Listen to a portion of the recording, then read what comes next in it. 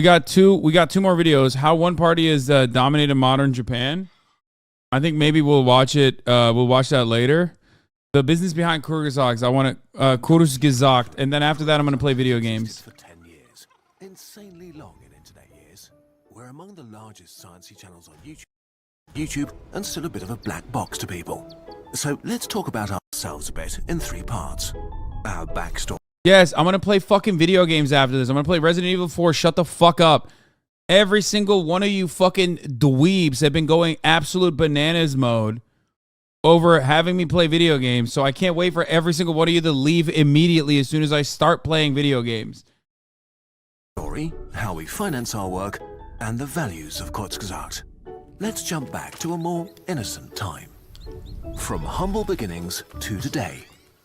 Kurzgesagt's foundation was laid when Philip, our founder, dropped out of high school as a teenager. Learning seemed daft and useless, and he wasn't interested in anything. Until a very special teacher at a school for dropouts grabbed him by the neck. The way she taught was different. She talked about connections and the big picture. She told a story.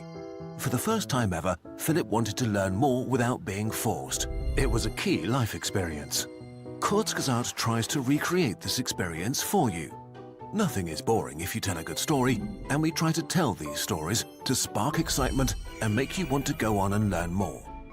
Dude, this is like, I mean, it feels not even good as a defense. It's on your King Kong magazine cover will be releases Thursday. Bro, I don't even fucking know. You guys know more than I do about when my King Kong magazine cover is coming out. Because of the one teacher that could do this, Philip got a high school degree, studied history and design, and eventually started Kurzgesagt as a passion project inspired by Crash Course World History. In 2012, YouTube was less commercial and more idealistic. You couldn't make a living with videos as involved as ours, and that was fine.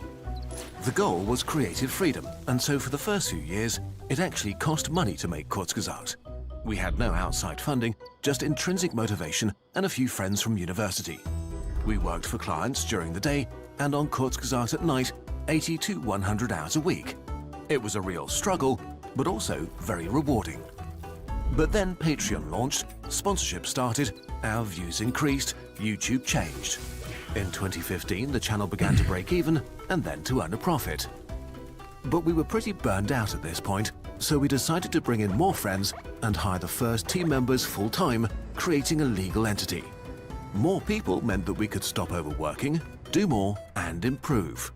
But we also needed to earn more. The livelihood of real humans depended upon it. None of us had any experience in running a company. We didn't plan to become big or to grow, it sort of just happened. A decade later, Kurzgesagt is not a small project anymore.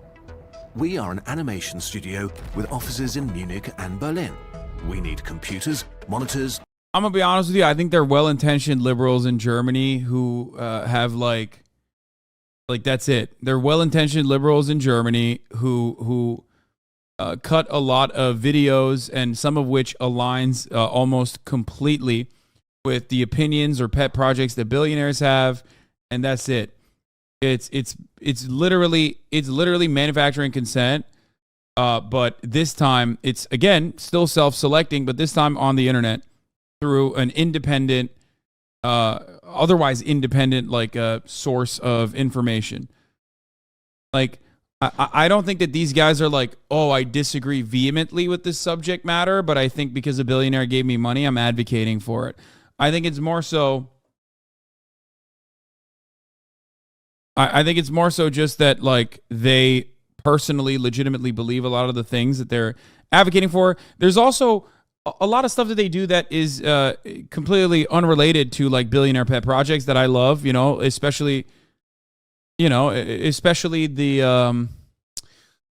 alien shit. You know what I mean? Yeah, they had these values. They had these values. They, of course, billionaires saw it, or some billionaires saw it and thought, oh, this is sick. These guys align with us. Didn't we already watch this, or deja vu lol? No. We watched a video critical of them, which I thought was a good video, a very good video. And I think those criticisms are valid.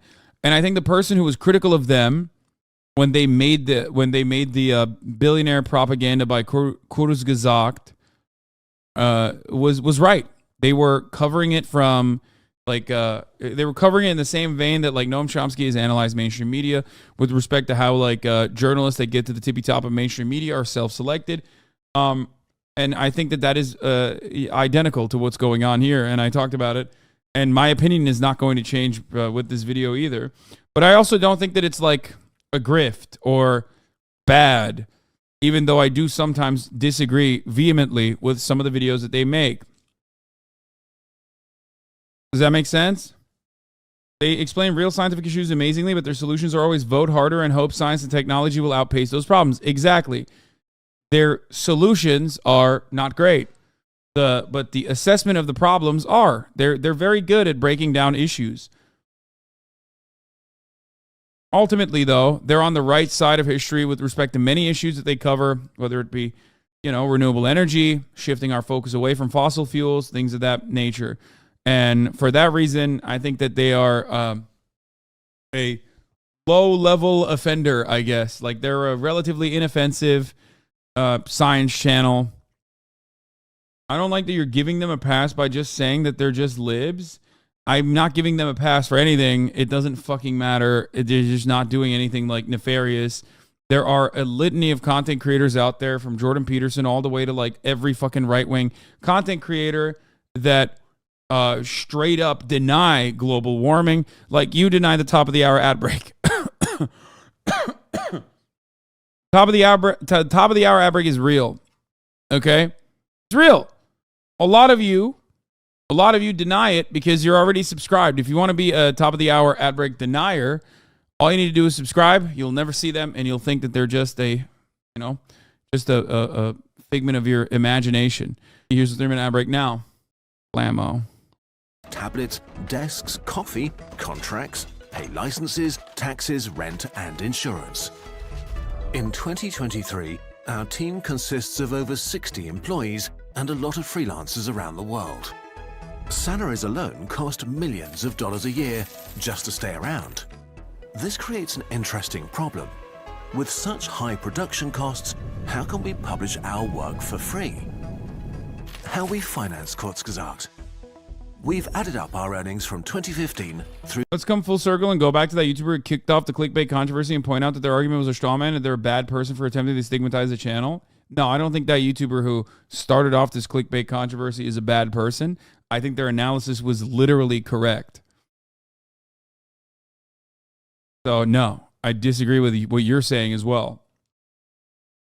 That was not a bad video. That was a good video. That was objectively true. And also, they were right. And that's it. I don't know what else to tell you. Like, they're right. This channel has gotten a lot of money from billionaires. This channel does agree with a lot of the opinions that certain billionaires have with respect to how to handle climate change, but from the liberal left side, not left, but like liberal side. Please, Nuke Hoscore, thank you for the 10 gifted subs. Having said that, however, they still do a lot of good, and their solutions are neoliberal, but their analysis is still solid, leading up to what their solutions are. Through 2022. Our sources of funding change depending on opportunities and the state of the world. Early on, agency work was our main source of income. Ad revenue varies. In some years, we got more sponsorships than in others. The shop didn't exist for a long time, then it became pretty big after we launched our calendar. 62% of our revenue comes indirectly or directly from you. You watch our videos with ads. I mean, this is literally the fucking Reddit response, but in video form with like cute videos. Support us on Patreon or buy from our shop. The single biggest source of income by far is our shop, that alone accounted for 40% over the last 8 years. The shop started small, but once we published our calendar for the first time in 2016, we realized it could really help us do more things, and we started producing more and more science products, from our posters to our gratitude journal or universe-scented candles. YouTube ads accounted for 13% and Patreon 9%. So without your support, we would cease to exist. Our shop and Patreon are our most important sources of revenue, and because we see ourselves as science communicators, we don't just do merch, but sciencey products that we spend hundreds of hours researching, discussing with experts, polishing up and working on directly with the manufacturers. They are part of the science story we try to tell. It also just feels good to get directly funded by you guys and give you something back for it on top of our videos. YouTube ads are a crucial part of our funding as well, but they are not within our control. Then there's paid agency work, which we stopped doing in 2022. It accounted for 9% of our revenue over the last 8 years. A lot in the beginning, not much by the end.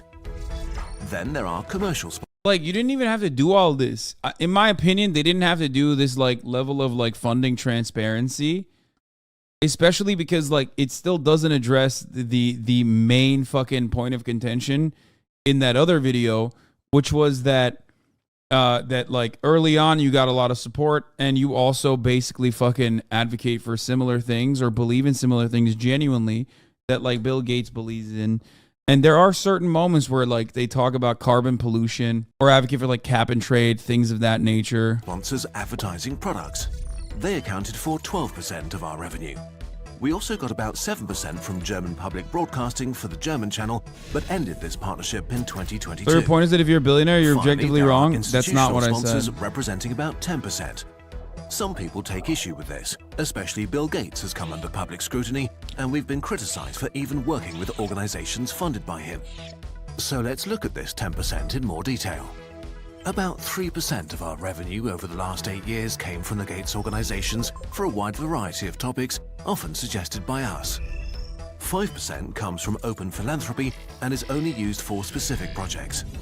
With these funds, we've started Arabic, Hindi, Korean, Japanese, Portuguese, and French channels, bringing more free science content to more people. Then there's a 2-year funding for original TikTok content. Is the lobbying money isn't 100%? Don't worry about it. The irrational anger towards Bill Gates is stupid. Look at the duality of chat. Bill Gates should be thrown in jail. The irrational hatred on Bill Gates is stupid. No, it's not. It's not stupid. No, Bill Gates deserves endless amounts of criticism that he does not receive or will never hear regardless. Okay? Bill Gates is not a good person. Bill Gates literally tried to fucking deal with Jeffrey Epstein. Like, he tried to do reputation washing for Jeffrey fucking Epstein. Okay? Bill Gates purposely blocked.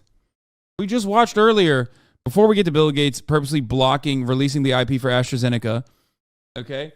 Bill Gates purposely has eviscerated almost single-handedly public education funding in the United States of America with his little projects. Okay? Like, no, he's done a lot of fucked up shit. He's done a lot of fucked up shit. They just answered your point of contention, did they not? What? Which gives us freedom to explore and learn how to do short-form science communication. The final 2% came from other organizations like the Red Cross or the UN, for example. We choose institutional sponsors carefully. Red Cross is not a great... organizations want to fund videos that help us spread quality information about topics, this is an easy yes for us, if we have the capacity for it. On top of that, the institutional sponsors we're working with align with our values. We have contracts with every grant giver or sponsor that bars them from editorial influence other than suggesting topic areas like global health or climate change. We agree on video topics together, but sponsors can neither influence details nor our conclusions. The final decision always remains with us. And usually we develop the topics of the videos autonomously and tell the sponsor what we're doing afterwards. If you're interested in how we research our videos in detail, our head of research wrote an article about it. Running an educational YouTube channel is a balancing act that we take very seriously. We're doing our best to maintain this balance, adjusting whenever necessary. As a team and a company, we want to grow to give more people access to a science-based outlet. I'm confused. Are there any examples of videos that provide misleading info or just flat out false shit? I think that their videos are not like flat out false. Like I said, their videos are never like flat out false. I don't think. But there's a bit of skewed. There's cherry picked data in some instances. Sometimes they do. I mean, they advocate for, like, I'll just say it like this: there are better channels out there that talk about climate change and solutions to climate problems. That's it. Like, what I mean by that is like Climate Town is a great example of this, right? Climate Town is a great example of a channel that does a lot better. You are just mad. What? I don't even mind Kurzgesagt. I watch their videos. Like, I'm not. It's so strange. People always like have to be like. People always expect you to be like, yeah, fuck them, or like, I defend them till I die. Like, I'm not saying either of these things. I think they do a good job of breaking down complicated subject matter and describing it. Okay? That's it. People literally have issues. Everything feels like we'll never get anything done. Kind of frustrating. Everything has to be perfect. They're basically the John Oliver of science YouTube half-baked coverage, but for good. Yeah, ultimately. It's not their fault for having some values that align with like liberal, super wealthy liberal billionaires or whatever. You literally said trickle-down technology will help developing nations, so it's fine that we exploit them. Yeah, that shit was whack. Fierce arguments between developing and developed countries about the fairness of reducing emissions while their populations were still poor. But in the last decade, we've seen that it is possible to increase prosperity without increasing emissions. Emissions in the Czech Republic dropped 13%, while their GDP grew by 27%. France reduced their CO2 emissions by 14%, while increasing GDP by 15%. Romania saw an 8% decrease and 35% growth. And even the largest economy on Earth, the USA, decreased emissions by 4% while growing their GDP by 26%. Some of you may call this a numbers trick. Which it is. It is that. It's because you're like, this clip is about decoupling GDP from emissions. This is important. I mean, a big part of that is because, but like, you're using the global south for a lot of your manufacturing and a lot of your industry. Rich countries are just exporting emissions to poorer nations by moving the dirty parts of their economies like manufacturing. But even when we account for all of our imported goods, the numbers still look positive. It's no longer a matter of having to choose between prosperity and the climate, as it seemed to be a decade ago.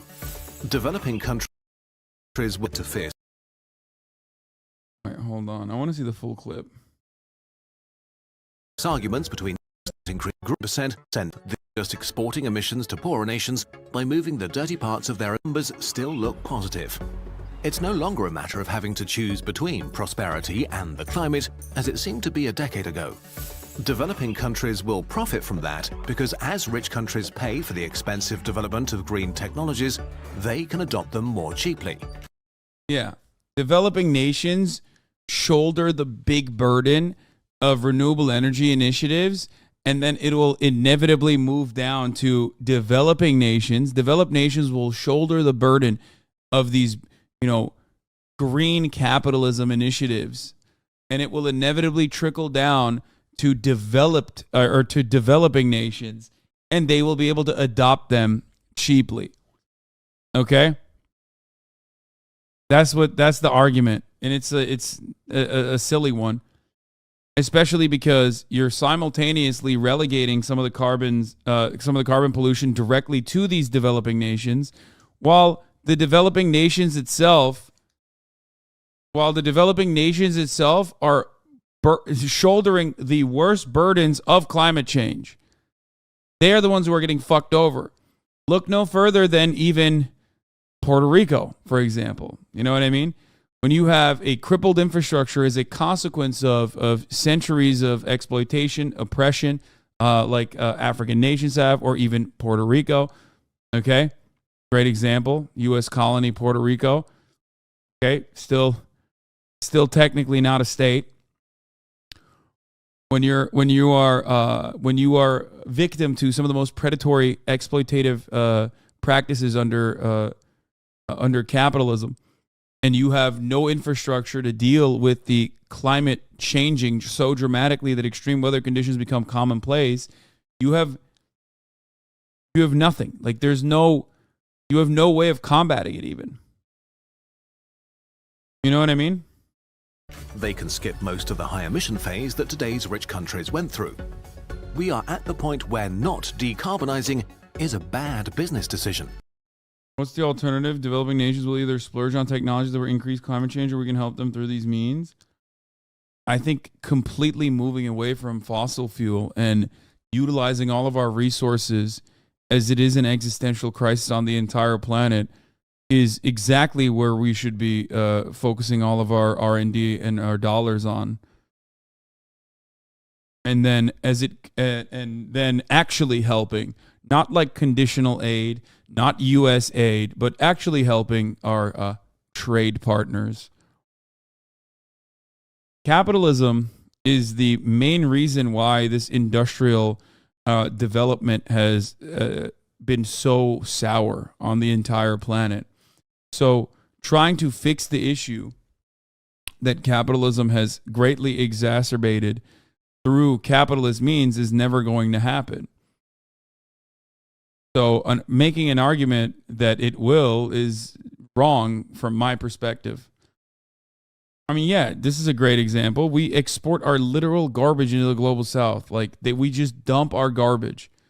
We put them on fucking ships and then just straight up dump our garbage directly in fucking countries that don't have any money, right?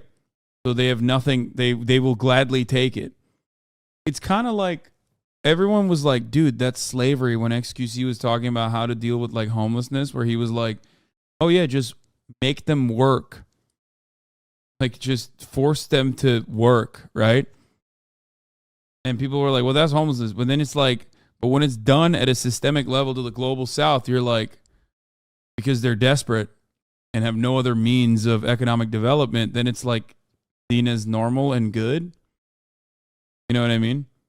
The very same. Well, XQC wasn't even directly saying that, for the record. It was a misunderstanding. But regardless, like, that was Chat's analysis of that situation, versus in this circumstance, when it's done again at the level of nations, making other nations work, it's like seen as good. And we haven't even really talked about solutions like carbon capture. In 2000, it didn't really exist. In 2022, that technology does exist and costs around $600 to remove 1 ton of CO2 from the atmosphere. As investment pours in and the technology matures and begins to scale, it's likely that these costs will plummet over the next few decades. So everything's fine then? Well, let's not get carried away. All of these processes are great, but not nearly fast enough. We're still doing way too little, and here, one other example. Look at Chile, okay? Look at the Congo. If, as we move towards renewable resources and renewable energy, if we were actually engaging with nations like this in an honest way, then countries that have cobalt and lithium would be considered incredibly wealthy nations. Like, they would be some of the wealthiest nations on the fucking planet. But we have not done that. We are not treating these countries as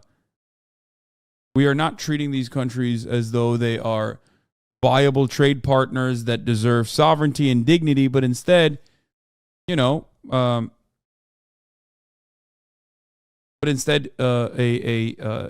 untapped plot of land that we can steal from with their own super cheap resource extraction labor force.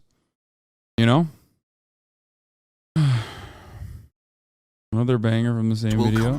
And for the record, this video, as far as I understand, is actually not sponsored by the Bill and Melinda Gates Foundation or anything like that. This is just genuinely their perspective, right? And that's kind of what people were stating, is that, like, these guys do believe this stuff. If current climate policies stagnate, we're likely to end up with warming of around 3 degrees Celsius by 2100, which is scary and tragic and far from acceptable.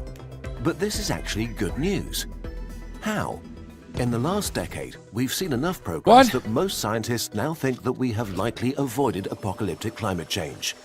Although substantial risk still remains, we can pretty confidently... Wait, where? How? Who? Who are the scientists that are saying this? ...say that humanity isn't going anywhere. Civilization might have to change, but it will endure. Which begs the question... Dude, come on. Okay, that is bad. That's really bad. Don't agree with that. Yeah, you're going to have to change. Mass displacement, mass migration, litany of fascist complications that arise as a consequence of, again, mass migration when your entire agricultural output is eviscerated as a consequence of climate change. Like, these shifts are not tiny. Some even say that the Syrian, the civil war in Syria was caused as a consequence of the agricultural development being halted in its entirety due to climate change. So much of the wars that we have engaged in, or so much of the wars that we're still experiencing, so much of the mass displacement will only continue to grow due to climate change. It's not like, oh, we're just going to have to adapt. Like, there's no like, oh, we're going to have to adapt. You can't say, oh, just adapt to, once again, Puerto Rico. 2,000 people fucking died in Hurricane Irma. They still have not recovered from it, and they keep getting hit by new hurricanes, right? How do you adapt to that?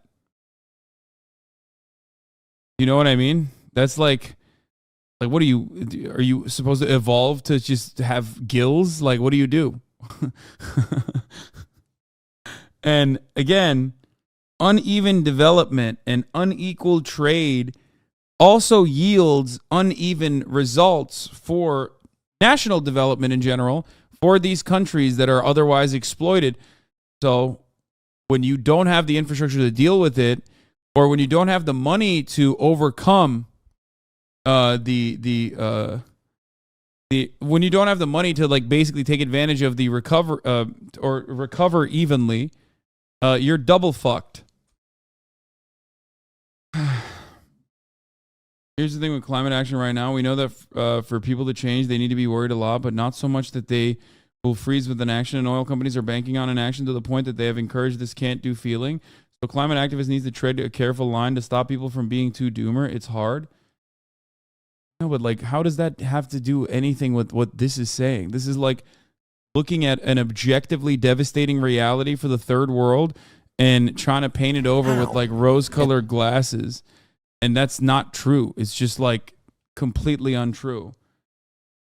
Like, we joke about it even internally with like Ben Shapiro, where we say like, adapt how? Sell your house to who? Fucking Aquaman, right? Like, okay, what are the people that are supposed to do when they live in fucking countries that are being absolutely devastated? Like people in Pakistan. Like, who are they going to sell their house under the river to when they died? They can't even sell it because they died in the flood. You know what I mean? What are they going to do? Most scientists now endure. Which begs the question, what has changed over the last 10 years? And is this really good news? The invisible will come to pass. Anyway, I don't want to watch the rest of this video.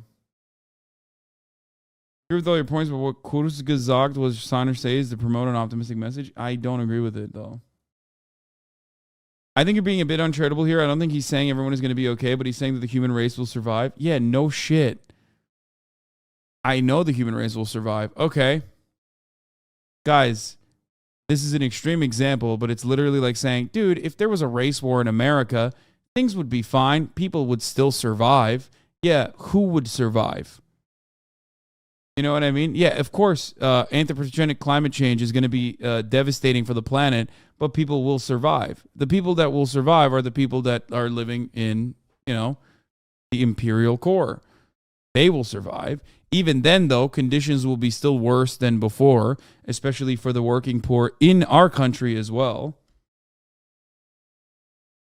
This is like ultimately, this is the unfortunate, unimaginable, or not unimaginable, sorry.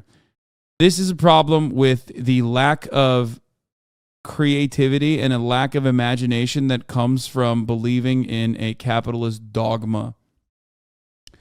If you are a firm believer in capitalism as a liberal, no matter how well-intentioned you are, your solutions are still going to be trapped within that narrowly defined confines of capitalism, what is acceptable and appropriate within capitalism.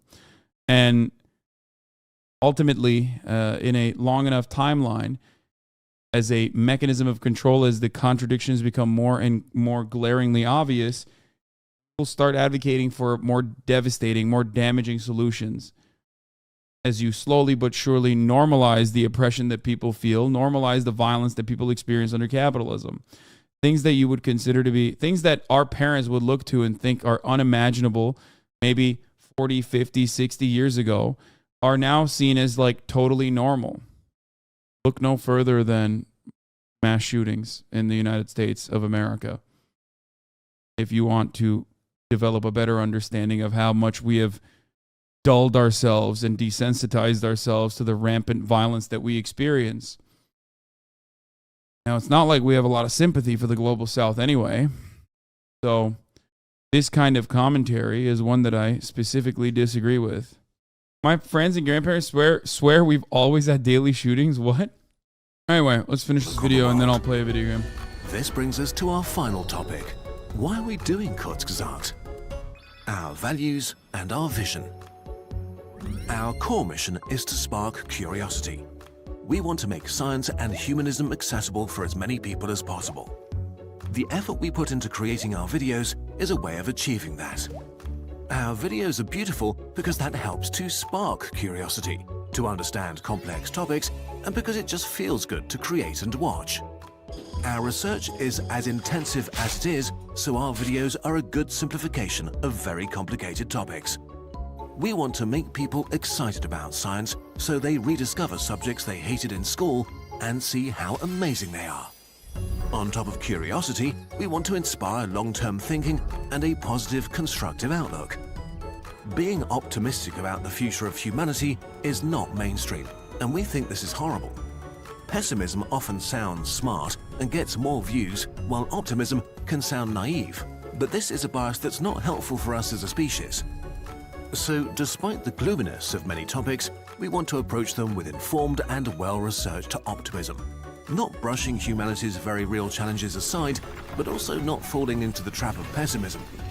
We want to inspire you to dream a little about the glorious future. Yeah, I mean, look, I don't have an issue with like purposely instilling optimism in people when talking about shitty subjects. I do it all the fucking time.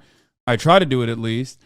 Climate change is a very difficult subject matter to cover in that regard. I think, again, I can't believe I'm hyping this up one more fucking time. I'm dick riding these dudes a lot, but Climate Tout does a pretty decent job at that. Okay? Obviously, you can be happy about like marginal improvements that are happening all around in some respects, or at least like moving in the right direction in some respects. But I think like leaving a lot to science will handle it is unironically what right-wingers say all the fucking time. Like, I've literally heard Jordan Peterson say this, and Jordan Peterson is an oil lobbyist, okay? So remember that when you hear people, be a little bit more cautious when you hear from people that say, oh, technology will fucking fix this issue in the future, right? Or when you say things like, yeah, climate change will be devastating in some respects, but, you know, we have an incredible capacity to adapt and overcome. Yeah, but like, humanity will survive. Humanity could survive nuclear holocaust. That doesn't mean humanity is still the same humanity that you enjoy.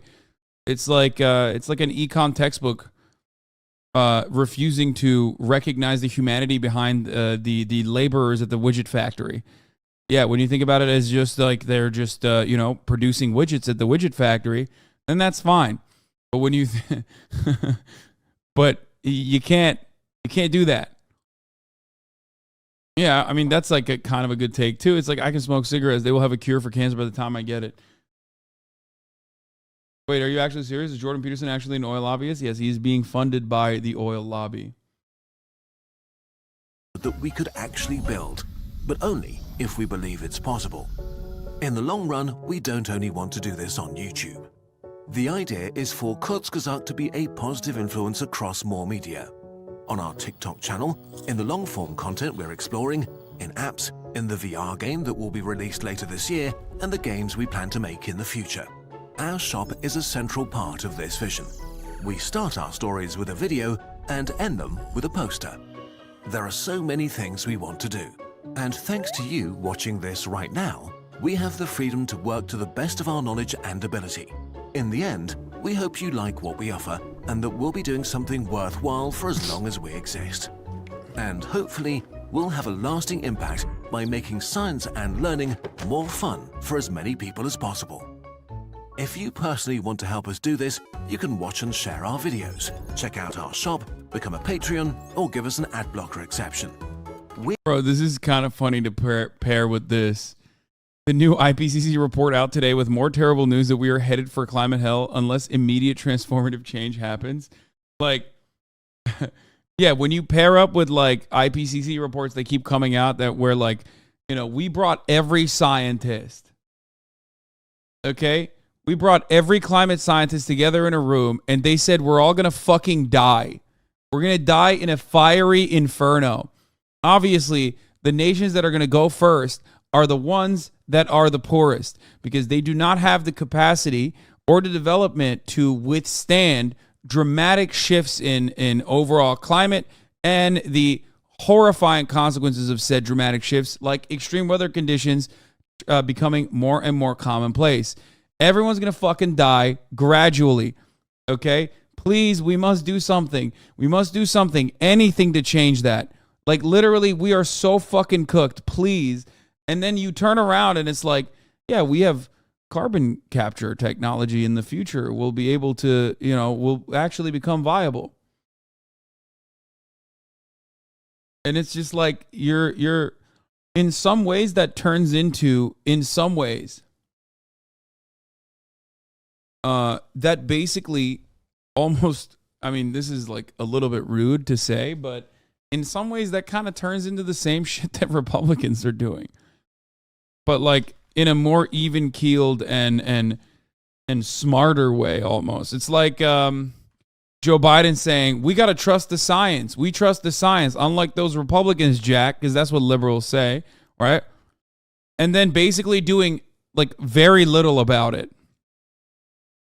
You know what I mean?